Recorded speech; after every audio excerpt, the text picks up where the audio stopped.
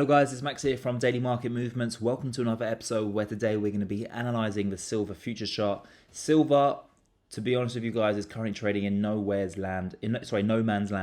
We're trading just below the 0.382 fib area at 21.065. Now the problem is here with silver is that we have some very big economic data points coming out within the next 2 weeks. Of course, this Friday we have the non-farm payrolls figure, which is going to be very big, as we all know that Jerome Powell keeps very close attention to that figure.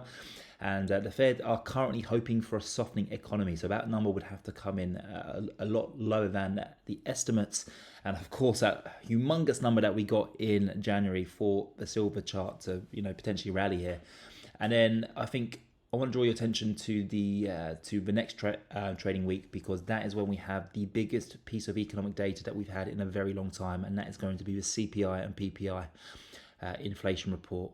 If inflation has not continued to fall, and in fact it's actually gained steam, then we are likely to see a lot bigger interest rate hikes over the next 3 to 6 months, and a very hawkish Fed.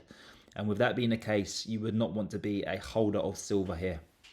But on the flip side, if CPI does come in softer than expected and continues to show a steep fall in inflation prices, then you could see a humongous rally here in the silver futures chart. It could be a massive jump where we go trading back towards the 200 and the 50-day EMA, and potentially even break above that. So to be honest with you all, I don't really want to participate in this market ahead of the CPI reading. I know it's going to be very choppy, it's going to be very volatile, and I just don't really have the skill set to trade it on a day-to-day basis. Unfortunately, I don't have a crystal ball.